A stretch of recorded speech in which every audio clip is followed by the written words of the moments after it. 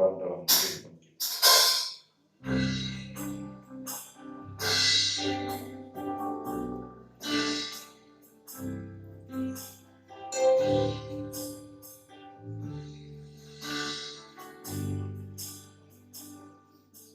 Sebagai ucapan syukur kita, mari kita naikkan pujian besar anugerah.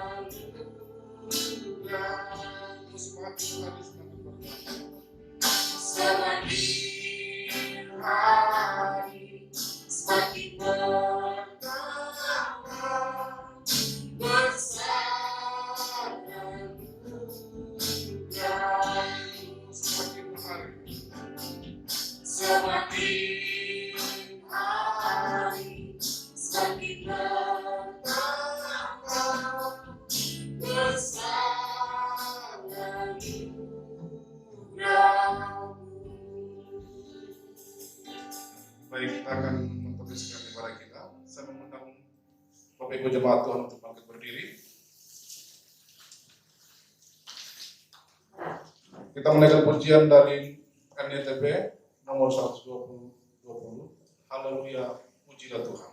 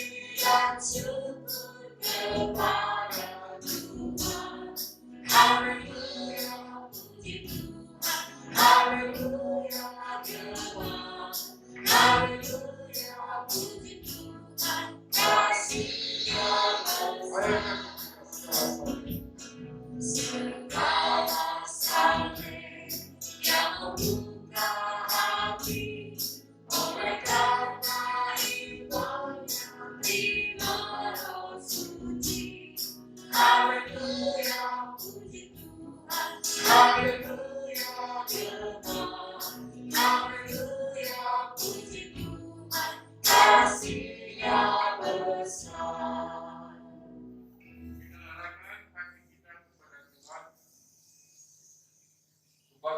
Prapaskah 2022 yang dimulai di dalam nama Allah Bapa Pencipta langit dan bumi, di dalam anaknya Tuhan Yesus Kristus serta bersekutu dengan Roh Kudus.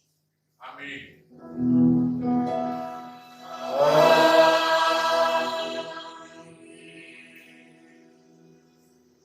Saya membaca satu ayat dalam firman Tuhan, Yohanes pasal 11 ayat 25. Jawab Tuhan Yesus, Akulah kebangkitan dan hidup. Barang siapa percaya kepadaku, ia akan hidup walaupun ia sudah mati.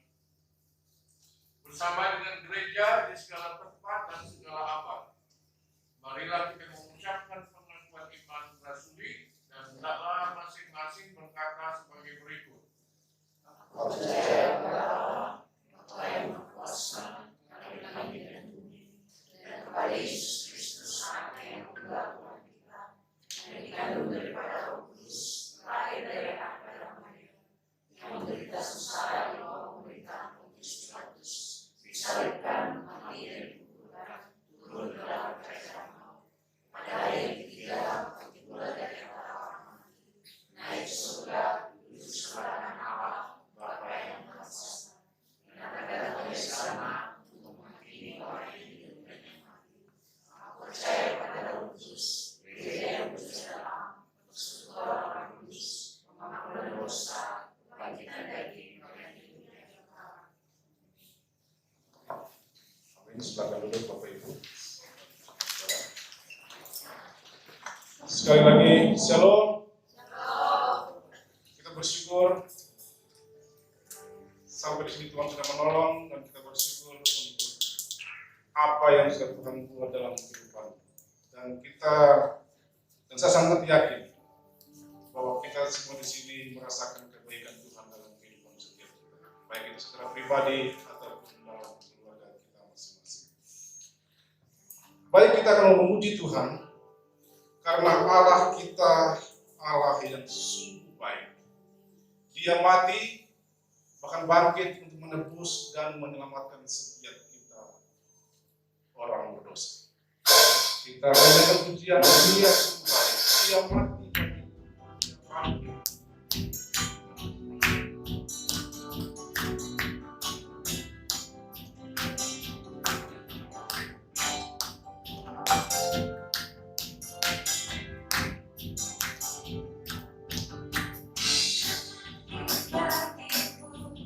Dia bangkit bagiku, ya Tuhan, Allah penyelamatku.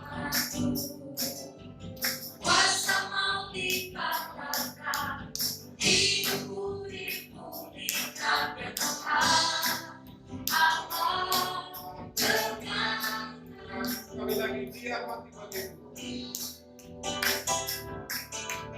Dia mati bagiku, Dia bangkit bagiku, ya Tuhan, Allah penyelamatku. Kuasa maut dikalahkan, hidupku dipulihkan, ya Tuhan, Allah penyelamatku. Dia sungguh baik, Dia sangat baik, Yesus, Dia baik bagiku. Dia sungguh baik, Dia sangat baik, Yesus, Dia baik bagiku. Dia sungguh baik. Dia sungguh baik, Dia sangat baik, Yesus, Dia baik bagiku. Dia sungguh baik, Dia sangat baik, Yesus, Dia baik bagiku. He is so good to you. He is so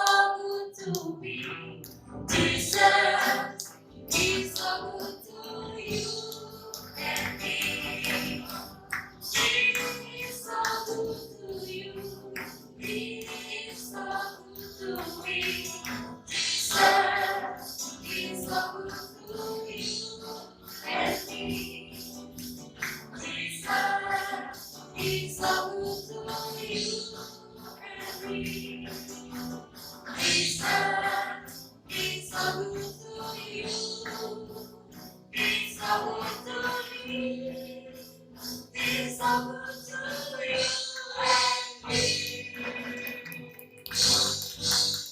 puji Tuhan, kita akan terus memuji Tuhan. Kita merayakan kebangkitan Tuhan Yesus Kristus.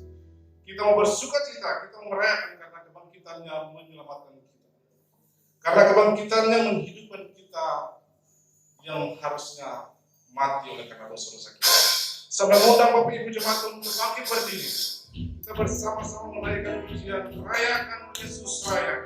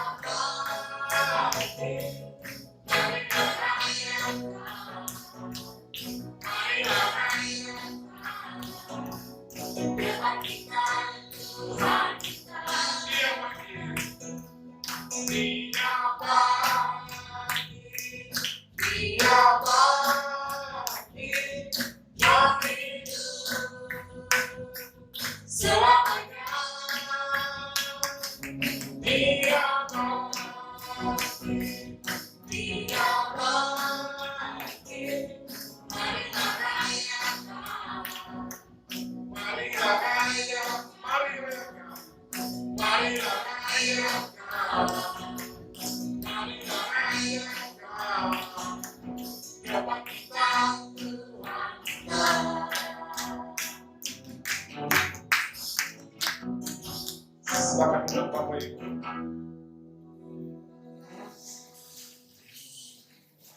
Baik, puji Tuhan. Apakah ada dari Bapak Ibu atau saudara yang ingin menyampaikan kesaksian? Sejauh ini belum ada yang melapor. Jika ada, saya persilakan yang ingin menyaksikan kebaikan Tuhan dalam kehidupan.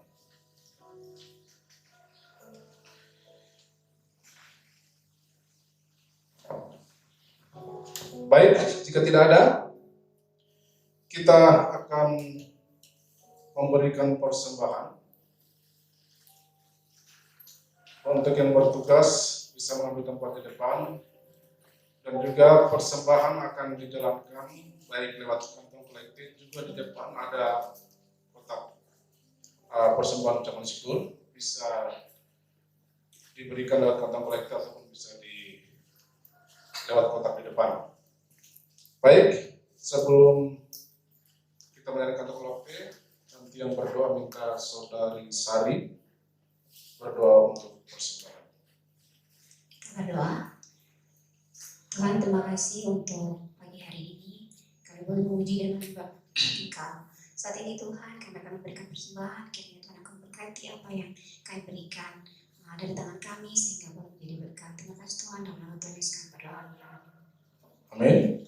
Sambil kantong kolektif dikelamkan, mari kita naikkan pujian sungguh ku bangga Bapa.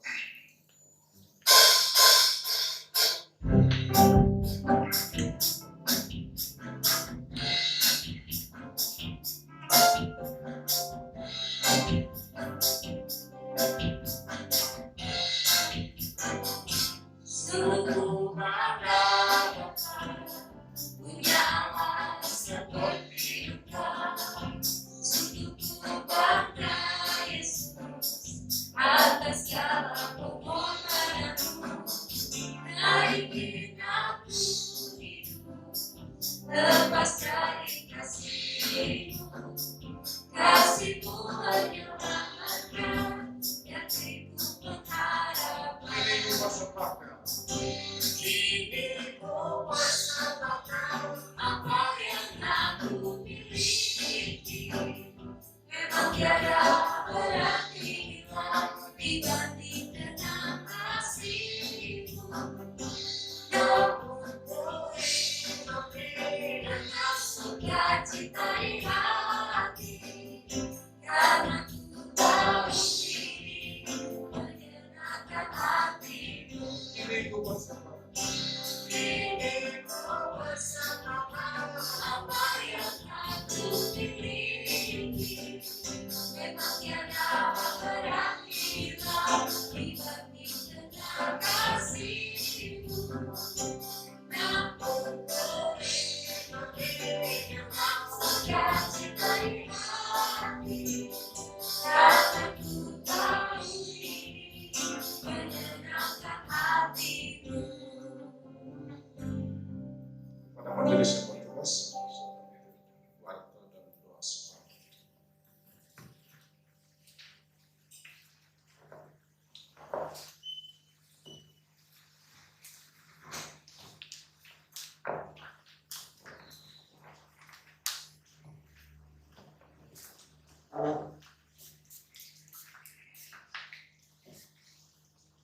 Shalom. Shalom. Selamat pagi Bapak Ibu yang dikasihi Tuhan. Sebelum saya membacakan warta, saya menyampaikan selamat datang kepada Bapak Ketua Satu Sidikil yang di Indonesia. Mohon izin Bapak Jim, pasca ini harapan kami ada sepatah dua patah kata sebelum saya menyampaikan kata untuk jemaat GMI di Salatiga Batu ini yang disampaikan. Silakan Pak Waktu dan Bapak mewakili sinode GMI Pak.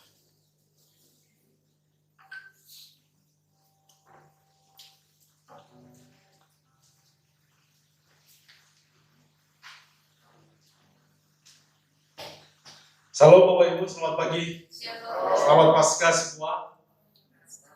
Saya Ketua Satu GMI Sinode sebagai bidang pengembalaan, tapi minta cuti sementara oleh karena proses studi saya. Sekarang lagi studi lagi Bapak Ibu karena dapat kesempatan untuk skema saya pitch mau ke Belanda tahun depan. Jadi sekarang lagi studi. Jadi istirahat dulu sementara, tapi tetap aktif juga, walaupun tidak seaktif dulu gitu.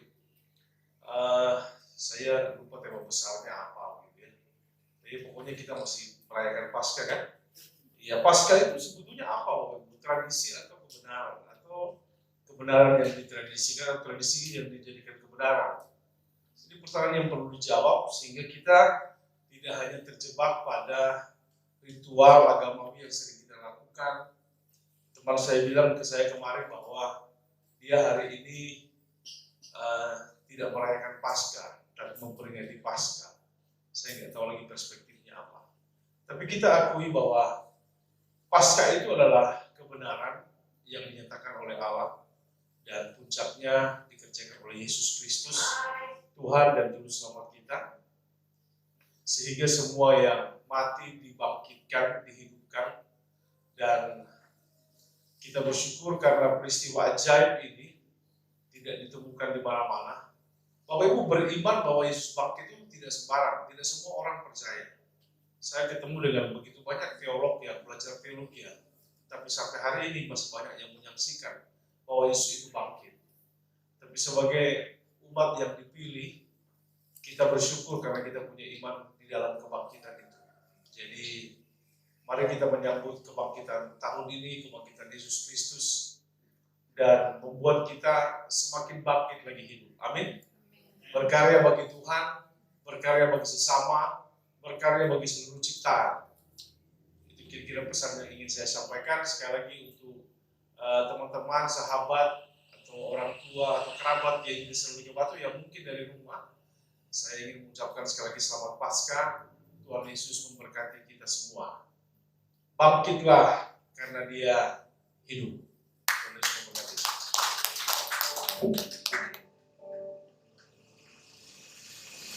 Terima kasih Bapak Masa Fungsi. Mari kita memperhatikan watak kita.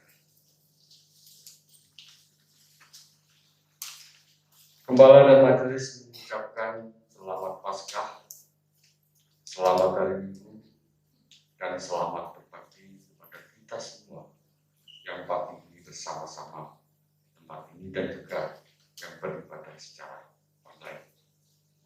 Informasi yang kedua, kegiatan kategorial. Kemarin sudah disampaikan bahwa kita akan memulai ibadah keluarga, tetapi atas pembicaraan yang kemarin dibicarakan oleh majelis bersama Pak Gembala bahwa kegiatan kategorial ini akan dilaksanakan setelah bulan puasa ini untuk menghargai saudara-saudara kita yang melakukan ibadah puasa. Kemudian yang selanjutnya ibadah Paskah sekolah minggu dan remaja akan diadakan pada tanggal 24 April 2022 di Taman Sonoriti minggu depan. Untuk ongkos masuk akan ditanggung sendiri-sendiri. Besar ongkos masuknya Rp19.000.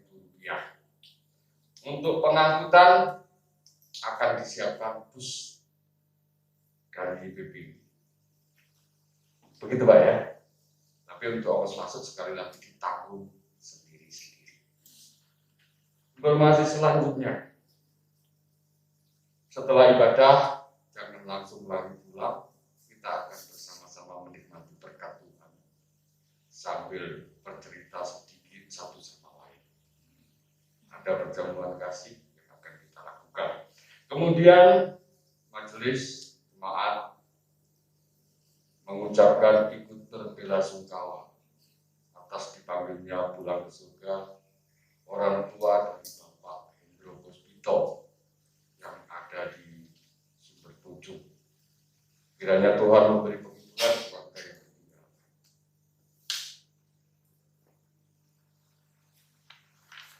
Kita lihat informasi selanjutnya. Hari ini kita akan dilayani oleh Ibu Evangelis Hani Alfon. Boleh berdiri, Bu.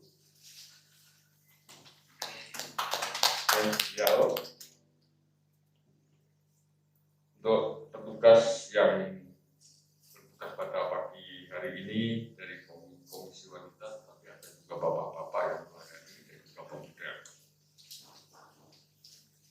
Minggu depan kita akan dilayani oleh Bapak Pendeta Parwoto Joyo Diharjo. Kemudian petugas yang akan melayani minggu depan dari Komisi Pemuda. Kita masuk dalam persembahan yang ada di dalam warta. Persembahan minggu lalu berjumlah 2.243.000. Majelis Gembala dan majelis mengucapkan terima kasih atas persembahan yang diberikan untuk gereja. Untuk pengeluaran minggu yang lalu, Bapak Ibu juga bisa perhatikan di dalam warta. Nah, untuk jemaat yang berulang tahun memang di dalam warta kosong, tetapi apabila ada yang berulang tahun, majelis kepala dan jemaat mengucapkan selamat berulang tahun, dan Tuhan juga terus memberkati dalam kehidupannya. Kita masuk dalam ucapan syukur dan doa kita. Kita akan mengucap syukur secara bersama-sama. Ada di dalam mata ada poin ucapan syukur. Kita mengucap syukur bersama-sama atas pemeliharaan Tuhan, pertolongan Tuhan bagi setiap jemaat, gembala, dan majelis GMI Tesalonika ini sampai saat ini. Kemudian kita mengucap syukur atas semua pelayanan yang boleh dilakukan, baik gereja maupun PPA Dongas. Ucapan syukur kita juga mengucap syukur untuk ibadah Jumat Agung yang sudah boleh berjalan dengan baik. Ucapan syukur kita untuk nanti kita akan ucapkan bersama-sama. Kita perhatikan pokok doa ada 2 poin. Pokok doa bagi bangsa Indonesia dan juga pokok doa dari bagi gereja kita yang di Tesalonika waktu ini. Poin pokok doa untuk bangsa Indonesia akan didoakan oleh kaum bapak dan juga jemaat yang mengikuti ibadah secara online. Kemudian pokok doa GMI Tesalonika akan didoakan oleh kaum ibu-ibu dan pemudi, dan bapak-bapak dan pemuda untuk mendoakan bangsa dan negara. Silakan perhatikan Bapak Ibu, kita akan berdoa bersama-sama dan kita akan tutup doa kita dengan doa yang Tuhan ajarkan kepada kita.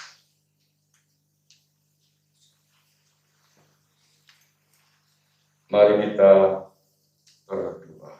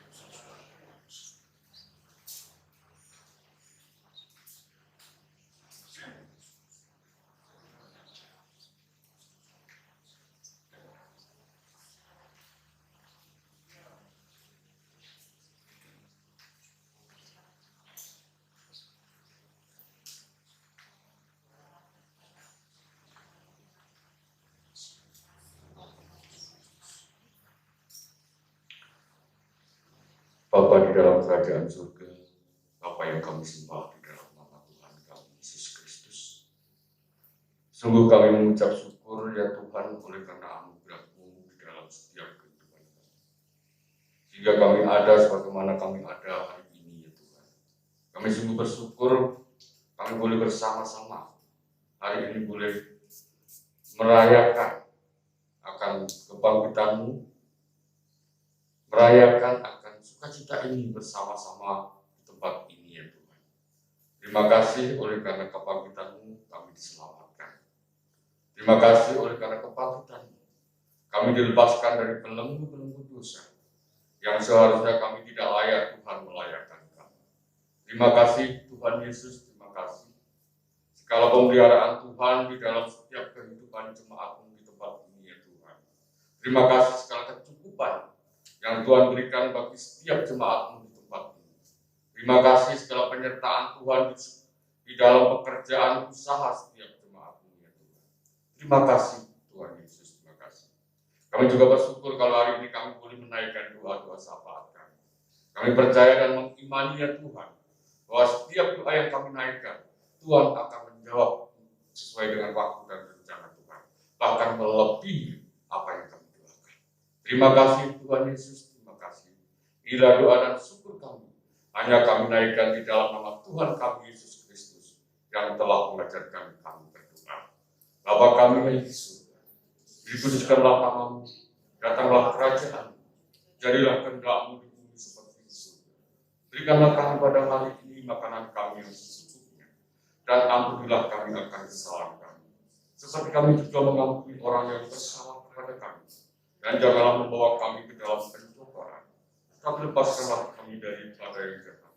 Karena Engkau yang mempunyai kerajaan dan kuasa dan kemuliaan sampai selama-lamanya. Amin.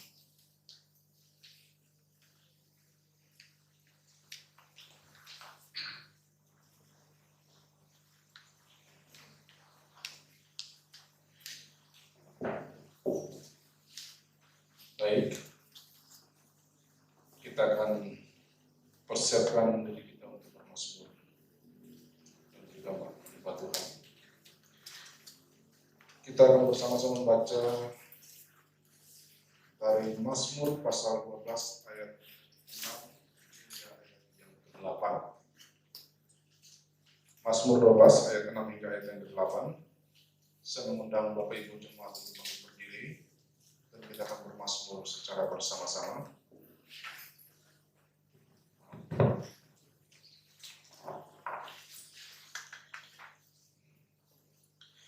Ya, kalau sudah menemukan, kita akan bacakan bersama-sama mulai ayat yang ke-6, 3, 4. Oleh karena penindasan terhadap orang-orang yang lemah, oleh karena keluhan orang miskin, sekarang juga aku bangkit firman Tuhan. Aku memberi keselamatan kepada orang yang miskin. Janji Tuhan adalah janji yang murni, bagaimana yang terpuji. 7 kali dimurnikan dalam aku. Engkau Tuhan yang akan menepatinya. Engkau akan menjaga dan senantiasa terhadap Engkau. Silakan duduk Bapak Ibu dan semua jemaat yang dikasihi oleh Tuhan.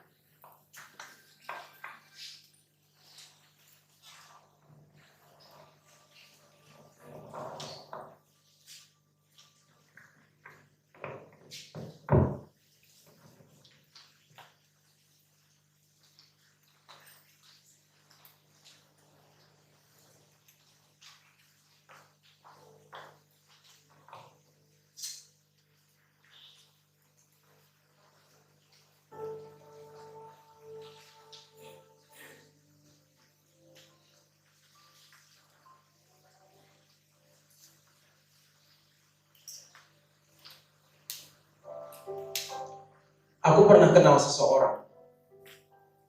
Ia bilang ia bertuhan. Ia seorang tuan. Tuan atas dirinya, atas egonya, atas segalanya. Tapi malam itu kudengar dari ujung ruangan sebelah sana. Ada doa yang dinaikkan sungguh-sungguh.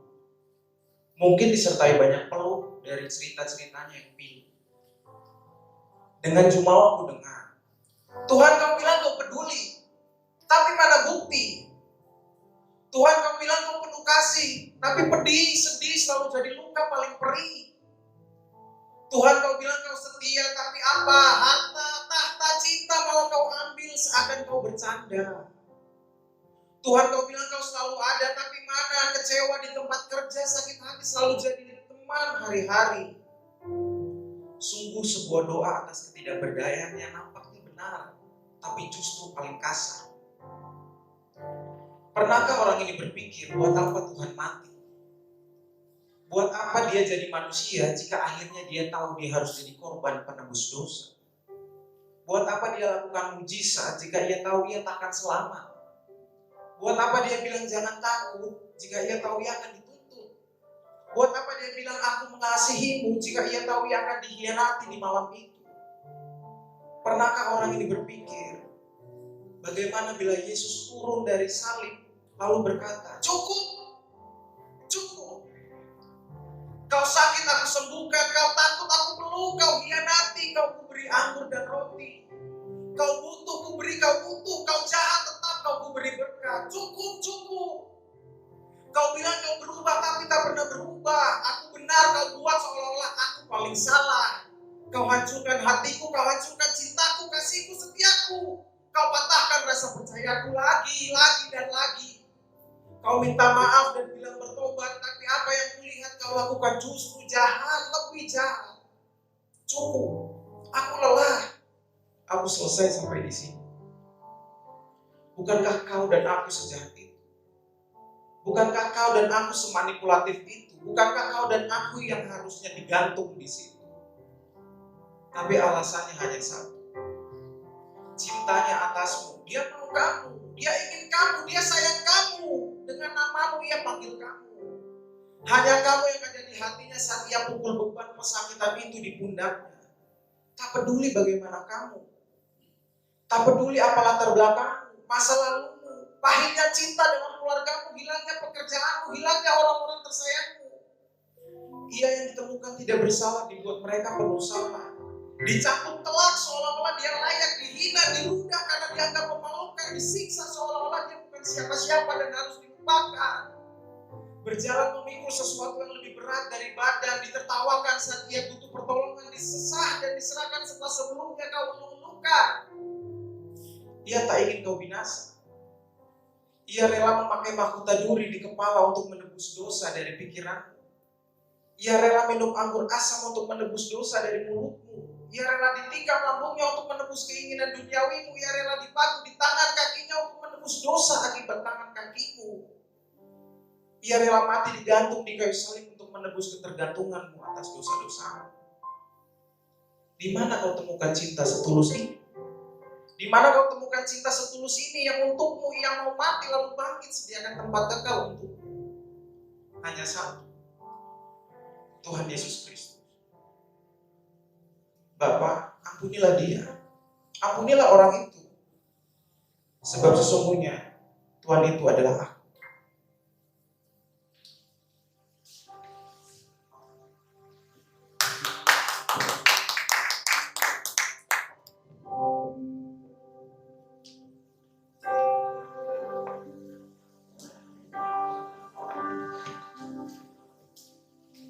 Baik.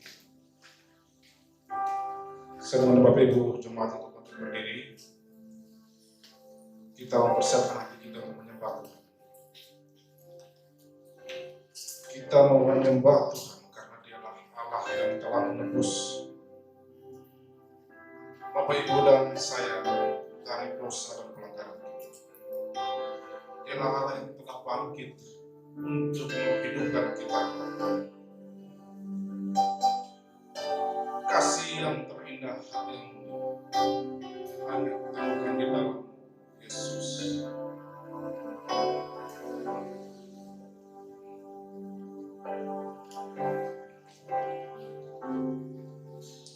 Kasih yang terindah,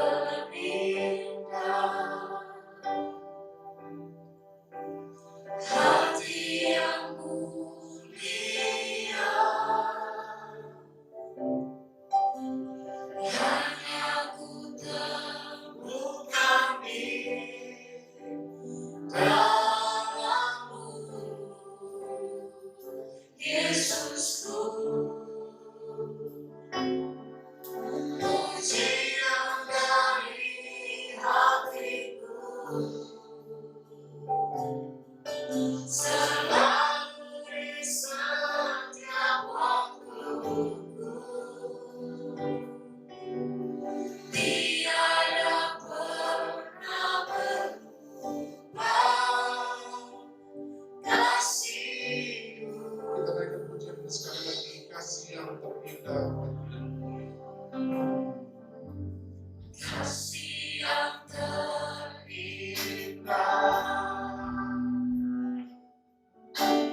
hati yang mulia,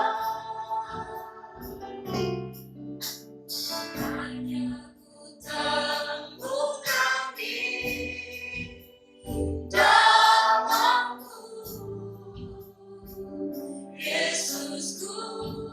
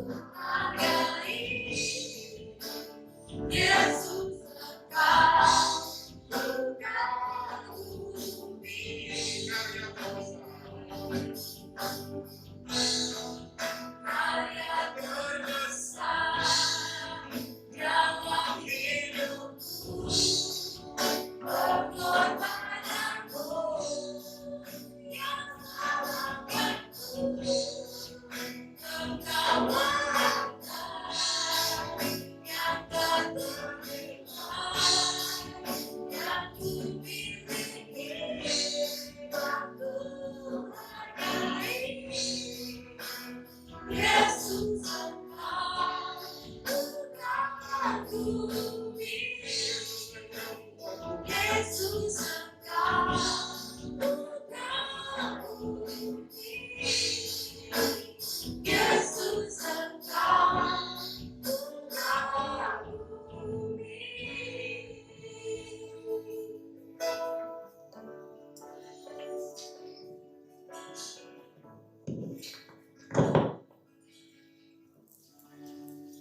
kami mengagumi Engkau Tuhan Yesus,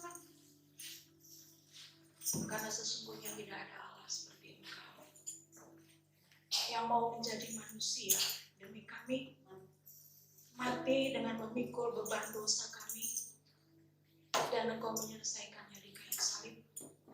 Tapi tidak berhenti di kayu salib, Engkau bangkit, supaya oleh kebangkitan-Mu, oleh kuasa kebangkitan-Mu itu kami menang terhadap dosa, bahkan kematian. Dan kebangkitan-Mu menjadi buah sulung bagi kebangkitan kami, sehingga kebangkitan itu menjadi sesuatu yang pasti bagi kami. Terima kasih Tuhan Yesus, terima kasih. Kami menyembah Engkau, 1000 lidah kami tidak mampu membilang betapa dahsyatnya Engkau Tuhan Yesus. Terima kasih Tuhan Yesus, kami bangga memiliki Engkau, sungguh-sungguh bangga. Pagi ini kami ingin mendengarkan firman. Kami mohon Roh Kudus menerjemahkan bagian firman Tuhan yang akan kami baca, dan berkati kami Tuhan Yesus, supaya kami kembali ke kehidupan kami dengan sukacita, dan kami memberitakan Yesus yang bangkit itu. Terima kasih Tuhan Yesus, muliakanlah nama-Mu melalui pemberitaan firman Tuhan pagi ini.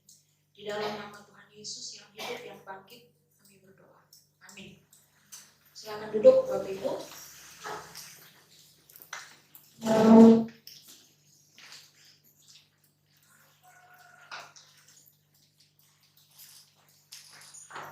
Shalom, selamat pagi Bapak Ibu. Mari kita buka bagian firman Tuhan. Dari sinode diberikan 3 teks firman Tuhan, yaitu dari Yesaya pasal 12 ayat 1 sampai 6, juga Yohanes 20 ayat 1 sampai 18, dan Wahyu 1 ayat 12 sampai 18.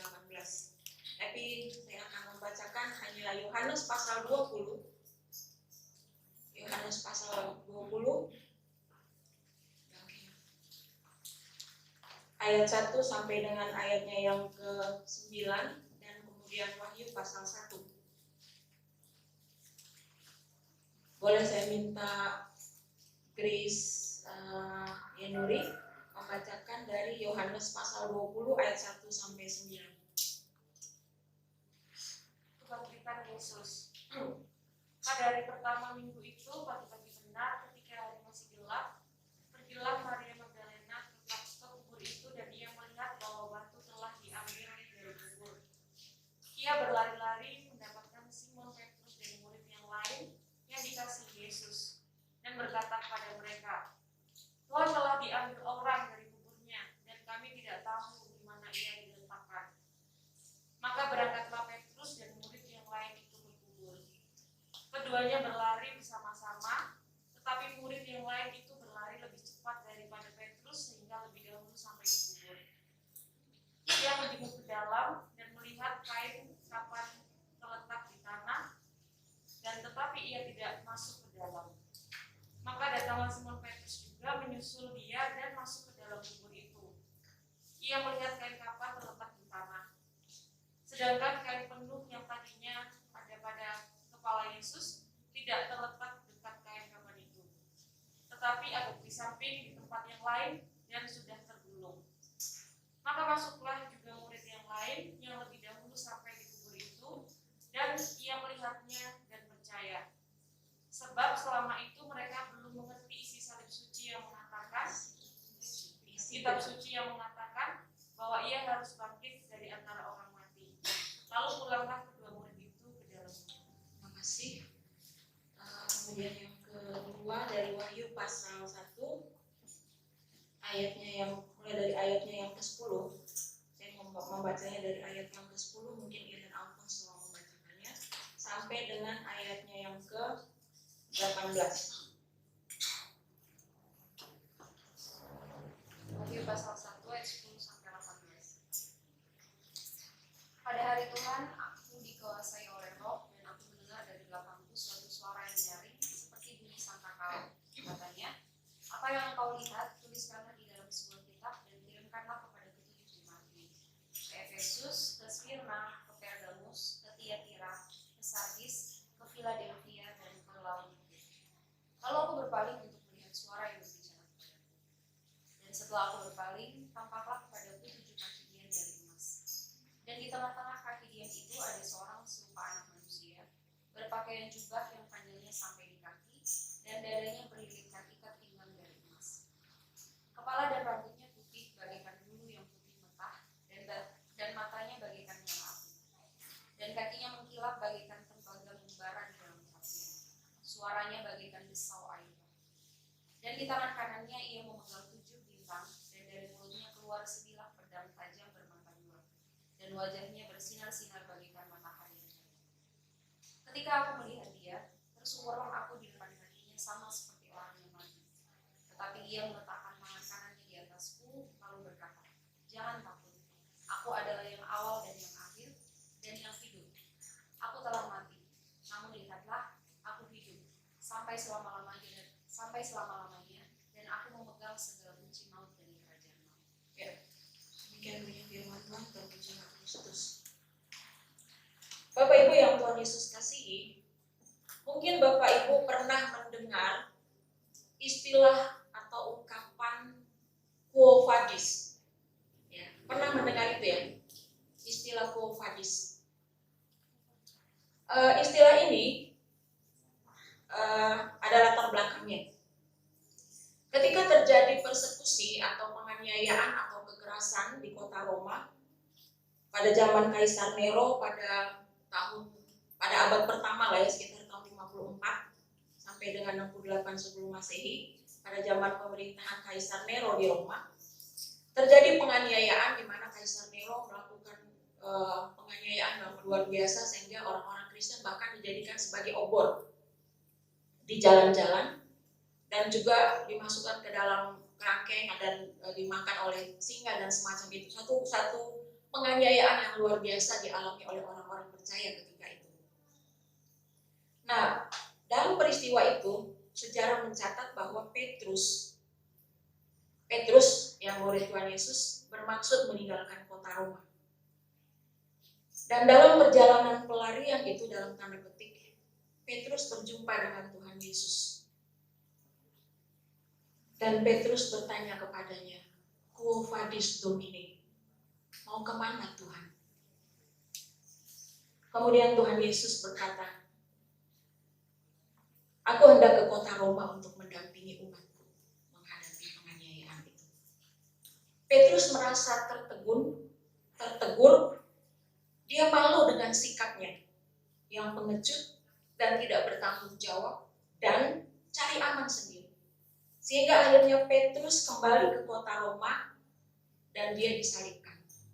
Tapi dia merasa bahwa dia tidak pantas untuk disalibkan seperti Yesus, sehingga akhirnya dia minta supaya dia mati dengan kepala di bawah. Pertanyaannya, bukankah berita kebangkitan Yesus Kristus itu juga ditujukan kepada Petrus? Kalau kita membaca dalam Markus pasal 16, dicatat di sana sesudah peristiwa kebangkitan itu, Tuhan Yesus menampakkan diri kepada para wanita. Tuhan Yesus memberikan atau malaikat menyampaikan kepada wanita itu, "Pergilah kamu kepada para murid dan kepada Petrus.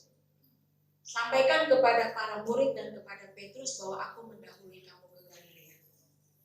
Dan dalam teks Yohanes pasal 20, di situ juga dicatat bahwa Petrus bersama dengan murid yang dikasihi melihat bahwa kubur itu kosong. Artinya, Petrus menyaksikan sendiri bahwa peristiwa kebangkitan itu sesuatu yang realitas, yang nyata.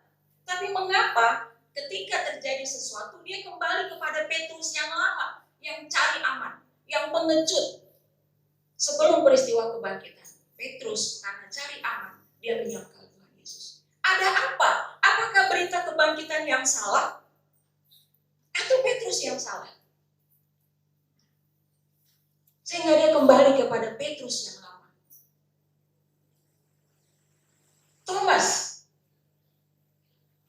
murid Tuhan Yesus, dia menjadi murid yang paling tidak percaya pada peristiwa kebangkitan. Sehingga dia katakan bahwa jikalau Yesus aku tidak mencucukkan tanganku ke dalam tangan yang berlubang paku itu, aku tidak akan percaya. Ada apa dengan Thomas sehingga dia tidak percaya? 2 kali, sebenarnya bukan 2 kali menurut saya. Ada pemberitahuan pertama tentang penderitaan Tuhan Yesus mengatakan bahwa dia akan mengalami penganiayaan di Yerusalem yang dilakukan oleh orang-orang Farisi, oleh para ahli Taurat, oleh imam-imam kepala, dan ia akan bangkit, aku akan bangkit pada hari yang ketiga. Yesus sudah memberitahukan itu kepada para murid, termasuk di dalamnya Thomas. Kemudian berita kebangkitan itu juga disampaikan kepada Thomas. Tapi Thomas tidak percaya. Ada apa dengan Thomas? Sehingga dia tidak percaya. Kemudian para murid dalam Yohanes pasal 21, mereka ada dalam tempat yang tertutup karena takut. Kemudian dalam teks kita yang dalam Yohanes pasal 20 dikatakan bahwa para wanita itu datang untuk membawa rempah-rempah untuk meminyaki Yesus. Mereka hanya ada dalam tataran kemanusiaan, bahwa Yesus adalah manusia. Mereka tidak mampu memahami bahwa Yesus, dimensi ilahi Yesus Kristus. Walaupun mereka sudah melihat Yesus melakukan mujizat-mujizat, menyembuhkan orang sakit, membangkitkan Lazarus, dan lain sebagainya. Tetapi mereka berada dalam kungkungan tataran kemanusiaan, tidak mampu memahami dimensi ilahi dalam diri Yesus. Dia sudah mengatakan bahwa pada hari yang ketiga aku akan bangkit. Pertanyaannya, ada apa dengan dia? Dengan mereka, dengan wanita-wanita itu, dengan para murid. Sehingga mereka dikungkung dengan ketakutan. Mereka gagap. Mereka galau, gagap terhadap berita kebangkitan. Maka benar apa yang dikatakan oleh Pak James tadi. Ada temannya yang tidak percaya pada berita kebangkitan. Mengapa itu terjadi? Karena hamba Tuhan mengalami itu. Ini Thomas, Petrus, para hamba Tuhan. Mereka masih gagap terhadap berita kebangkitan. Pada waktu itu, Petrus pun demikian. Dia sudah melihat sendiri. Bahkan ketika Tuhan Yesus menampakkan diri kepadanya sesudah peristiwa kebangkitan. Tapi dia masih kembali kepada manusia yang lama. Sehingga dia bertanya, "Quo vadis Domine?"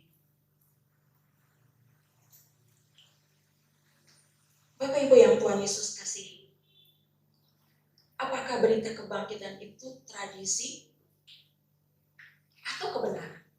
Pertanyaan itu masih terngiang sampai dengan hari ini, bahkan dari awalnya memang sudah seperti itu.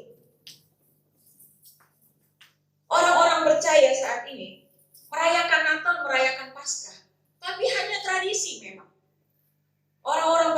Bukan orang percaya, saya bilang, bahkan orang yang tidak percaya adanya Tuhan, yang ateis, mereka merayakan Natal.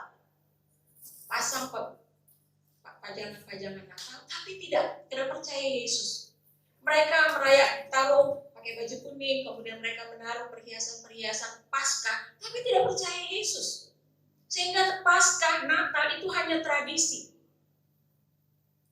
Dan itu sudah terjadi berabad-abad yang lalu. Sehingga kalau Pak James tadi katakan, kebangkitan atau Paskah itu tradisi atau kebenaran. Bahkan dalam 1 Korintus pasal 15, Rasul Paulus mengatakan, ada di antaramu yang mengatakan bahwa tidak ada kebangkitan orang mati. Tidak ada kebangkitan Yesus, atau Yesus tidak bangkit. Dalam 1 Korintus 15, mungkin ayat 1 atau ayat 2. Itu berarti bahwa masalah kebangkitan, kebenaran atau tradisi itu menjadi masalah para hamba Tuhan. Karena itu juga terjadi di antara para murid sampai hari ini, seperti yang Pak James katakan tadi. Ada teman saya yang tidak merayakan Paskah. hanya mengingat ya Pak James ya, hanya memperingati, tapi tidak merayakan, tidak bersuka cita karena Paskah. Itu hamba Tuhan. Dan jemaat orang-orang percaya yang ada di kota Korintus juga demikian halnya. Itu berarti ada masalah terkait dengan kebenaran tentang kebangkitan Yesus Kristus. Benarkah Yesus benar-benar bangkit? Dan apa maknanya bagi saya? Apa efek kebangkitan Kristus bagi saya? Itu menjadi pertanyaan mulai dari gereja mula-mula. Itulah sebabnya Yohanes, Rasul Yohanes, diberikan perintah di dalam Wahyu yang kita baca tadi, ayatnya yang ke-11. Apa yang engkau lihat, tuliskanlah di dalam sebuah kitab dan kirimkanlah itu kepada ketujuh jemaat ini, ke Efesus dan lain sebagainya. 7 jemaat kita semua sudah tahu karena kita sudah sering mendengar khotbah. 7 jemaat itu mewakili jemaat atau orang percaya di seluruh dunia. Kenapa? Mengapa Tuhan Yesus awal tulisannya yang harus dia sampaikan kepada Yohanes, pesan yang harus disampaikan kepada Yohanes, dari awal Tuhan Yesus mengatakan, akulah yang awal dan yang akhir dan aku hidup. Mengapa? Karena banyak orang percaya di seluruh dunia ketika itu, khususnya di 7 jemaat ini, yang masih mempertanyakan kebangkitan Kristus. Karena masih mempertanyakan kebangkitan Kristus, maka hidup mereka menjadi orang percaya yang juga dipertanyakan hidup imannya. Maka Rasul Yohanes diperintahkan untuk apa yang kamu lihat dan kamu dengar daripadaku, tuliskan itu dalam sebuah kitab dan kirimkan. Akulah yang awal dan yang akhir. Maknanya apa? Maksudnya apa? Yaitu tadi. Benarkah Yesus itu benar-benar bangkit? Apakah peristiwa kebangkitan itu tradisi yang diteruskan atau kebenaran? Kita melihat ke dalam teks Yohanes pasal 20. Alkitab mengatakan ayatnya yang pertama. Pada hari pertama minggu itu pagi-pagi benar, ketika hari masih gelap, pergilah Maria Magdalena ke kubur itu dan ia melihat bahwa batu itu telah diambil dari kubur. Saya membaca dalam beberapa informasi terkait dengan batu kubur pada kuburan Yesus. Itu beratnya sekitar 1,5 ton. Ya, menurut para ahli, batu penutup kubur itu beratnya kurang lebih 1,5 ton. Dan kalau kita membaca dalam Matius 28 ayat 2, secara manusia tidak ada yang bisa menggulingkan batu seberat itu. Karena posisi kubur itu ada di bawah, gitu ya. Posisi kubur itu ada di bawah. Dia bisa dibuka, jadi batu itu digulingkan ke bawah, tapi tidak bisa digulingkan ke atas dengan kekuatan manusia. Digulingkan ke bawah, tapi tidak bisa digulingkan ke atas, karena itu berat sekali untuk membukanya. Maka dalam Matius pasal 24 ayat 2 dikatakan, terjadilah gempa bumi yang hebat, sehingga batu itu pindah dengan sendirinya oleh kekuatan ilahi.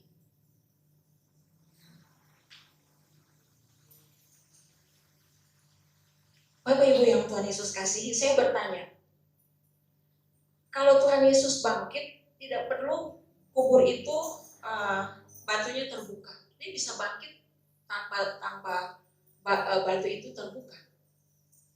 Bisa atau tidak? Bisa ya, karena dia Tuhan.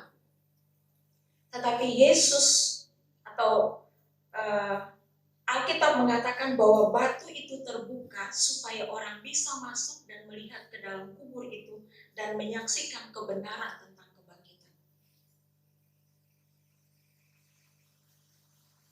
Kemudian batu itu dimeterai oleh kaisar. Ya, dimeterai oleh kaisar dalam Matius pasal 27. Ini juga ada yang aneh. Matius pasal 27 dikatakan di sana imam-imam kepala dan orang-orang Farisi minta kepada Pilatus supaya batu itu dimeterai supaya tidak ada yang buka, karena mereka minta kepada Pilatus, tolong dong batu itu dimeterai terus dan kirimkan penjaga terus, karena orang ini pernah bilang bahwa pada hari yang ketiga dia akan bangkit. Artinya para ahli Taurat, imam-imam kepala tahu tentang kebangkitan Yesus dan mereka percaya. Percaya atau tidak? Mereka percaya atau tidak menurut Bapak Ibu? Mereka percaya, itu sebabnya mereka takut. Maka mereka minta supaya batu itu dimeterai dan kubur itu dijaga. Tapi mengapa para murid tidak percaya? Murid-muridnya sendiri tidak percaya. Orang-orang yang para dalang pembunuhan Tuhan Yesus ini justru percaya. Sehingga mereka minta, terus tolong dijaga dan kuburnya dimeterai. Kalau dimeterai oleh kaisar, tidak ada seorang Yahudi pun yang berani untuk membuka. Yang kedua, yang seperti yang saya katakan tadi, tidak bisa dibuka dengan kekuatan manusia.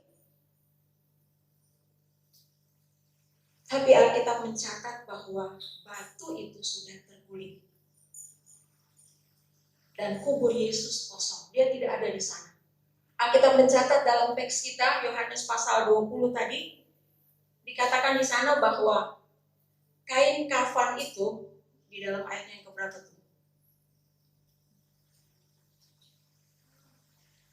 Maka datanglah Simon Petrus, ayat yang ke-6, juga menyusul dia, dan masuk ke dalam kubur itu. Ia melihat kain kafan terletak di tanah, sedang kain peluh yang tadinya ada di kepala Yesus tidak terletak dekat kain kafan itu, tetapi agak di samping di tempat yang lain dan sudah tergulung. Saya mencari informasi kain kafan itu, bagaimana sih orang Yahudi, tradisi orang Yahudi dalam membungkus mayat. Kurang lebih sama seperti saudara kita di sebelah ya. Jadi dibungkus kemudian diikat atas sama dengan bawah. Kain kafan itu posisinya seperti ikatan itu, tapi dia sudah mengempis. Dan kain peluh yang menutup mukanya, yang menutup muka, itu sudah tergulung. Ada beberapa penafsiran apa sih artinya tergulung, tapi saya tidak mau sampai ke sana.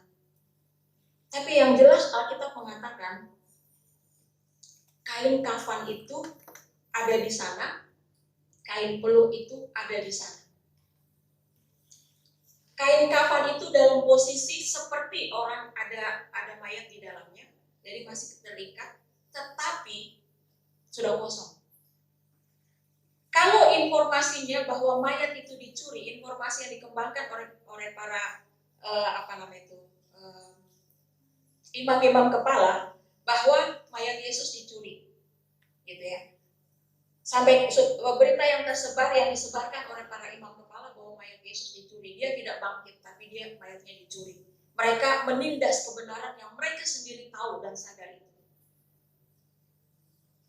Kalau dia dicuri, ngapain coba orang mencuri telanjang-telanjang? Ya, tidak dibungkus dengan kain kafan.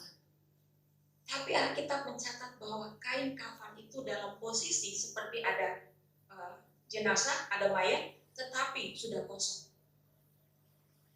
Dengan kata lain, peristiwa kebangkitan Yesus adalah peristiwa yang benar-benar terjadi. Itu sebuah kebenaran yang tidak bisa ditampik.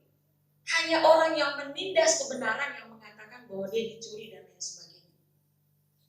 Selain itu, Alkitab mencatat kurang lebih 10 kali Tuhan Yesus menampakkan dirinya. Bukan hanya kepada 1 orang, 2 orang, 3 orang. Banyak orang kepada banyak orang.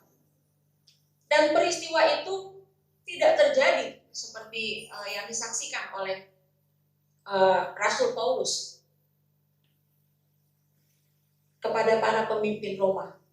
Bahwa peristiwa itu tidak terjadi di tempat terpencil. Peristiwa kebangkitan itu tidak terjadi di tempat terpencil. Artinya peristiwa kebangkitan itu benar-benar nyata ada, disaksikan oleh banyak orang. Sehingga itu bukan cerita bohong.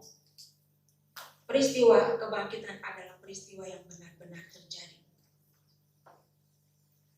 Hanya Tuhan Yesus katakan, tuliskan peristiwa itu dan sampaikan bahwa aku sudah bangkit. Dan itu diteruskan menjadi sebuah tradisi.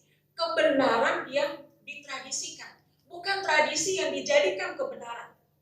Bapak Ibu, bukan tradisi yang dijadikan kebenaran. Ada tradisi yang dijadikan kebenaran, seperti misalnya mungkin dongeng, ceritanya dari Rocky dulu. Itu dongeng, tapi diteruskan menjadi sebuah kebenaran sehingga orang takut. Dengan angka 13 di hotel, nggak ada angka 13. Saya kemarin sama Pak Minggus di hotel Swiss Bell, nggak ada angka 13 di hotel. Tapi berita kebangkitan adalah kebenaran yang ditradisikan untuk diteruskan kepada orang percaya, sampai kepada saudara dan saya sehari ini. Bukan tradisi yang dijadikan kebenaran. Ini harus sungguh-sungguh kita pahami. Lalu pertanyaannya, mengapa berita kebangkitan itu harus diteruskan? Kamu sampaikan kepada para murid dan sampaikan kepada Petrus secara khusus. Karena Petrus berada dalam satu rasa bersalah yang luar biasa. Karena dia menyangkal Tuhan Yesus. Yudas mungkin dia sudah menyesal ya. Dia rasa bersalah tapi dia bunuh diri. Tapi Petrus kan juga sama kurang lebih. Apa yang dia lakukan? Petrus lakukan kurang lebih sama dengan Yudas. Ya. Dia menyangkal Tuhan Yesus untuk cari aman. Kamu sampaikan kepada para murid yang lagi terkungkung ya, dalam ruang-ruang yang terkunci bahwa aku sudah bangkit, bahwa Yesus sudah bangkit, dan sampaikan khusus kepada Petrus. Supaya para murid ini mengerti bahwa sengat maut, yaitu dosa, telah dikalahkan oleh kematian Yesus, tapi maut itu sendiri telah dikalahkan oleh Yesus Kristus. Supaya mereka tidak tinggal dalam ketakutan. Artinya berita kebangkitan itu sesuatu yang harus disampaikan kepada banyak orang. Bapak Ibu yang Tuhan Yesus kasihi. Maknanya apa? Apa makna dari kebangkitan itu sehingga berita kebangkitan itu harus disampaikan kepada banyak orang? Rasul Paulus menjelaskan dengan begitu gamblang di dalam 1 Korintus pasal 15. Bapak Ibu bisa membacakannya. Tapi saya ingin supaya kita juga melihat dalam 1 Petrus 1 ayat yang ketiga.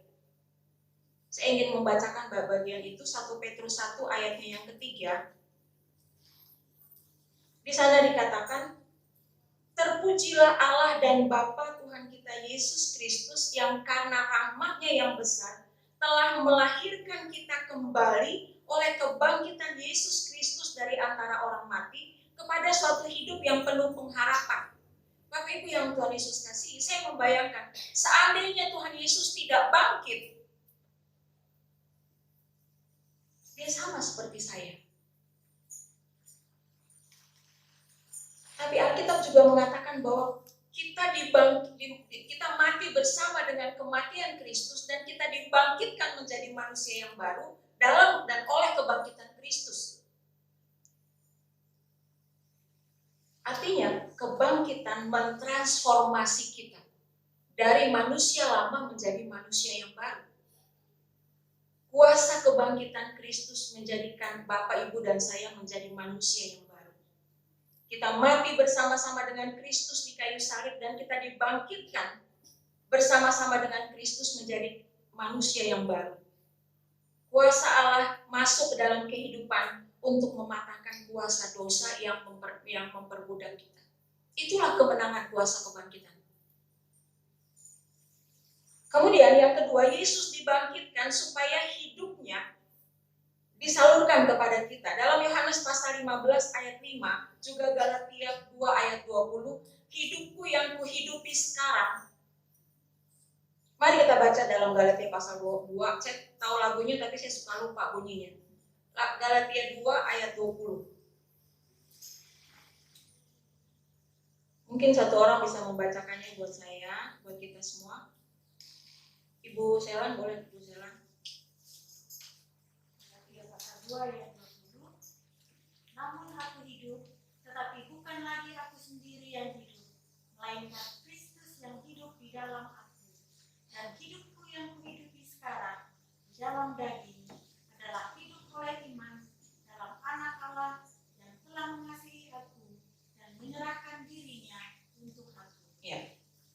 Dan hidupku, namun aku hidup, tapi bukan lagi aku sendiri yang hidup, melainkan Kristus yang hidup. Yesus yang hidup itu ada di dalam saya.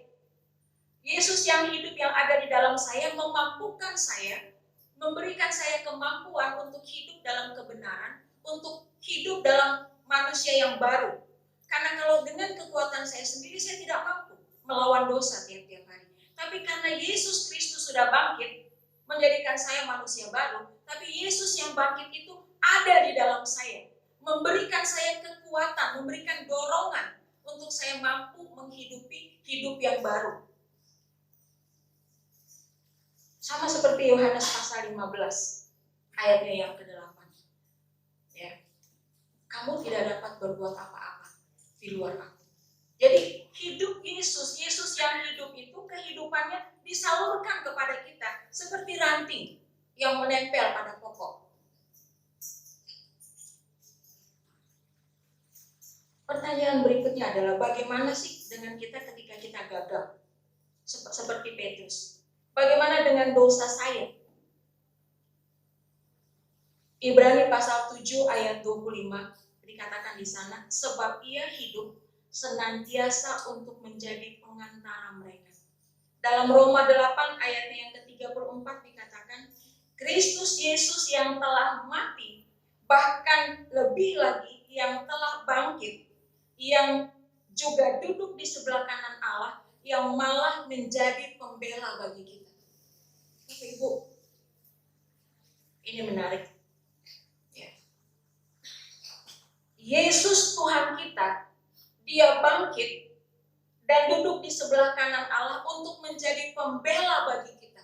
Dan dia menjadi juru syafaat, menjadi pengantara kita. Kita bukan umat yang mendoakan pemimpin kita untuk masuk ke surga, tapi pemimpin kita, Yesus Kristus sudah masuk ke surga dan dia menjadi juru syafaat kita.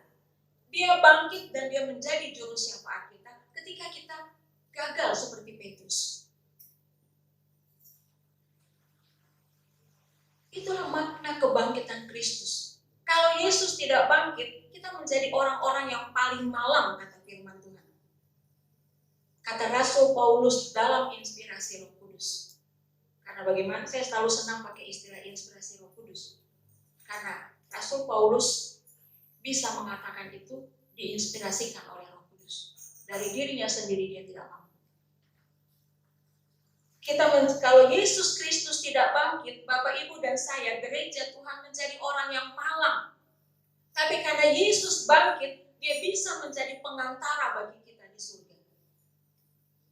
Yang menjadi juru syafaat kita. Kita bukan menjadi orang-orang yang mensyafaatkan Yesus. Sebaliknya, dia menjadi syafaat kita. Juru syafaat kita yang mendoakan kita dan membela kita. Dan selanjutnya, kebangkitan Tuhan Yesus menjadi yang sulung. Dalam 1 Korintus pasal 15. Kebangkitan Yesus menjadi kebangkitan yang sulung. Yang pertama, kemudian kita. Kita akan dibangkitkan bersama-sama dengan Dia. Bapak Ibu yang Tuhan Yesus kasihi, Alkitab berbicara tentang kebangkitan di dalam dua bentuk kata, yaitu masa kini, kita menang terhadap dosa, kita menjadi manusia yang baru, tapi juga kebangkitan akan menjadi realitas masa depan. Karena saya dan saudara merdeka dari kuasa dosa dan tuntutan Allah atas dosa kita di masa lalu, tapi juga kita memiliki hidup yang kekal. Karena kita dibangkitkan dari antara orang mati. Ini berita kebangkitan yang luar biasa. Jadi, kalau masih ada orang yang seperti Petrus, terus-menerus gagal, saya juga bertanya, kenapa? Mengapa kita menjadi orang percaya yang hari ini sungguh-sungguh dengan Tuhan, besok jatuh lagi. Besoknya lagi, sungguh-sungguh minta ampun, terus-menerus seperti itu. Dan saya bertanya, Tuhan, mungkin karena saya tidak terhubung terus-menerus secara terus-menerus dengan si pemberi hidup itu. Seperti carang, ya seperti ranting yang tidak melekat pada pokok, maka hidupnya itu tidak hidup dari batang itu tidak mengalir ke carang-carang itu.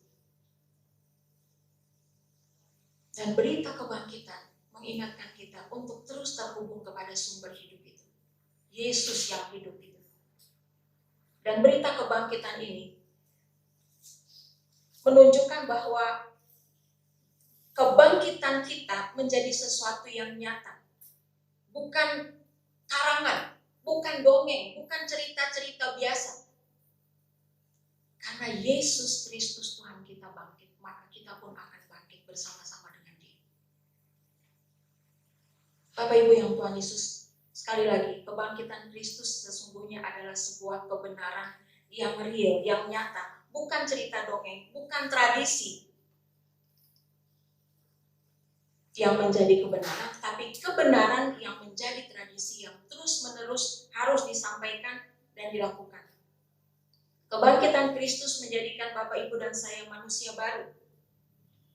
Karena Ia bangkit dan hidup, Ia hidup di dalam kita, dan Roh-Nya yang kudus memampukan kita untuk hidup dalam kebenaran sampai Ia datang menjemput kita. Karena Yesus bangkit, maka Ia menjadi pengantara kita, menjadi pembela kita, menjadi juru syafaat kita di hadapan Allah. Karena Yesus bangkit, maka Ia akan bangkit, menjemput kita dan membawa kita ke surganya.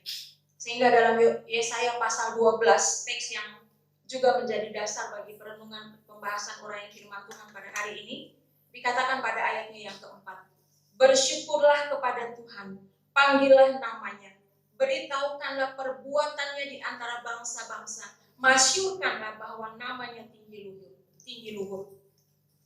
Bapak Ibu yang Tuhan Yesus kasih, jika ada di antara kita yang masih gagap terhadap berita kebangkitan, benarkah Yesus benar-benar bangkit? Sehingga kita menjadi orang seperti yang digambarkan dalam puisi Joel tadi, yang terus mempertanyakan kasih Tuhan. Hari ini firman Tuhan mengatakan bahwa Yesus benar-benar bangkit. Kebangkitannya menjadi kesukaan bagi kita. Yesus benar-benar bangkit dan menjadi dasar bagi kebangkitan kita. Dan sehingga hidup kita memiliki pengharapan di dalam Dia. Sewaktu-waktu kita menghadapi pertanyaan-pertanyaan besar, mengapa begini dan begitu, tetapi yakinlah bahwa suatu saat kita akan bersama-sama dengan Dia, karena Dia bangkit. Mari kita berdoa. Saya minta Pak James berdoa, bersyukur untuk firman Tuhan ini.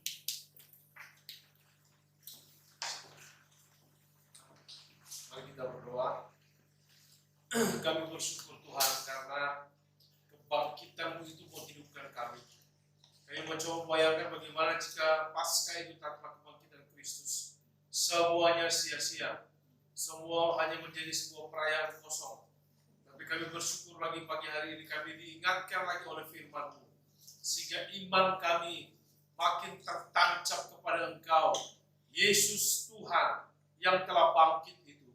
Dan biarlah Tuhan, kebangkitan yang telah kami terima melalui karya agung itu terus menyemangati kami, terus mendorong kami untuk kami hidup di dalam kebenaran-Mu, sehingga hidup kami menjadi bermakna bagi Tuhan dan juga bagi sesama kami.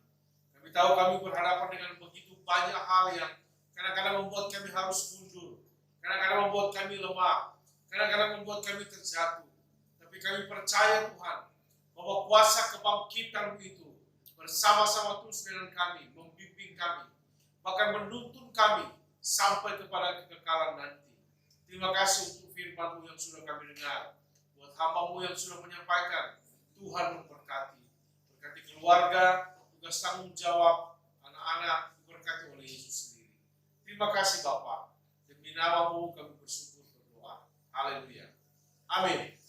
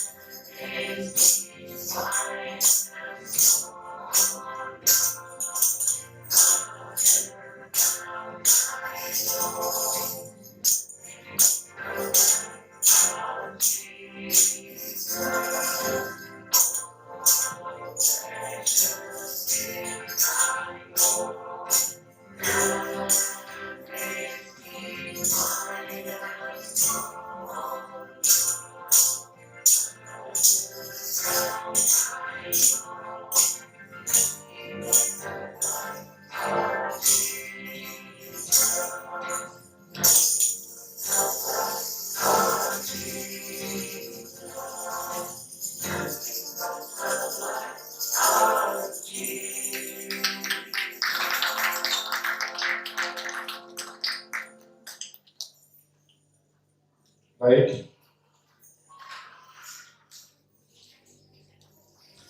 kita akan kembali ke tempat kita masing-masing dengan keyakinan bahwa Dia hidup sehingga ada hari esok. Sebagai pujian penutup, mari kita naikkan pujian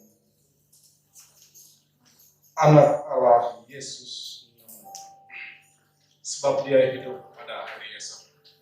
Jemaat Tuhan dipersilakan berdiri.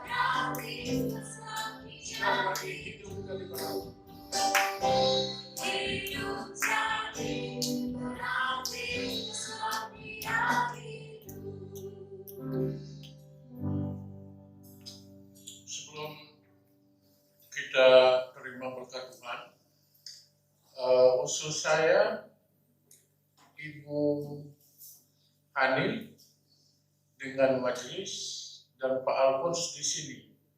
Jadi sesudah berkat, salaman dengan Ibu Hani di depan, dan di sana ada kue, di sana ada kopi, di sana ada teh, di sana ada kacang hijau. Jadi Bapak Ibu jangan pulang cepat-cepat. Jadi Ibu Hani silakan berdiri di sini. Ya, Ibu Hani, Pak Alphonse, Ibu awas depan di sini, sudah itu sesudah berkat, Bapak Ibu silakan lewat tengah di sini, salaman dengan mereka. Habis salaman, ambil kue, kopi, teh, boleh masuk lagi. Ya.